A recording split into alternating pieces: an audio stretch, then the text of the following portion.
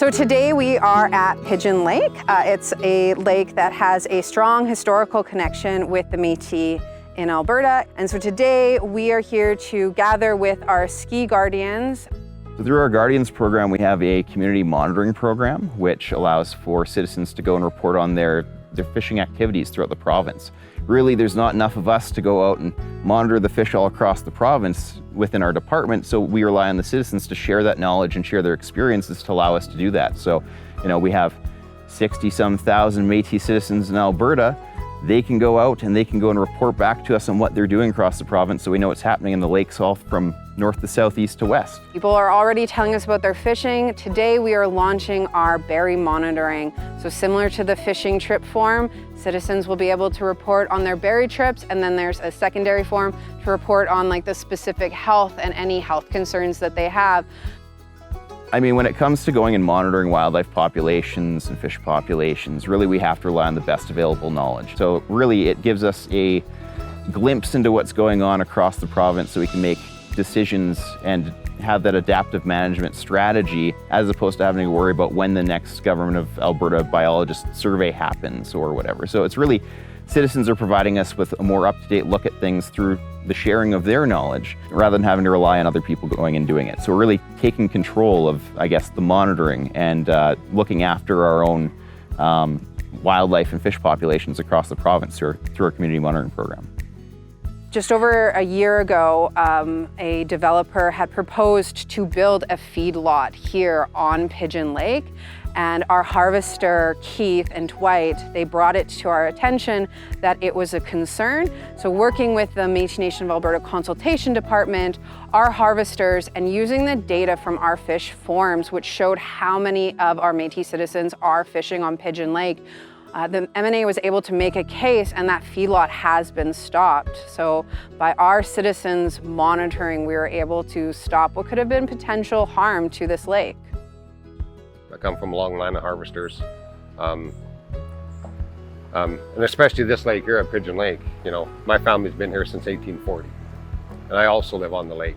And so for me, it's very important to keep all that, the science side of things, on point, so that it just runs down the line right to my grandchildren, who also harvest. Métis people, in general, we almost lost our way. We almost lost our language, our culture, and there's a big resurgence now of people regaining or trying to regain all that, our culture and our language and just our way of life, eh? And it's good, And I feel like really blessed to be able to teach people how to fish and how to tie the fisherman's knot and how to cut and clean the fish and prepare it for cooking. And the same as the meat, It's important that someone does that, someone shares that knowledge that we have. It's lovely to be by the water, to be by the trees, the aspens, and hear them rustling and hear their music and their voices within that. And then to see all the young children that, are learning about the harvesting and learning about the beading and having it taught by community members. And we're all here together, and it feels like big family, it really does. A lot of our youth and a lot of Métis people that especially live in urban areas, they've said to us that they feel a disconnect to the environment, to nature. They're really reconnecting with their past and their ancestors and that traditional way of doing things that maybe it was taken away from them and they didn't get to have that growing up. So a lot of that we see when we're out hosting these kind of events. It's people wanting to come and find that connection again and really get back to where their roots are and where their ancestors came from. So if we can keep this information rolling, the programs going, and keeping the involvement and getting as many kids to come out as we can, because you get as many kids as you can. They're all interested, they're all into it, they all have fun. They might not realize it, but they're being educated while they're playing. And one day it just becomes a habit and something that they'll carry forward, and hopefully they pass it on down to the generations behind them.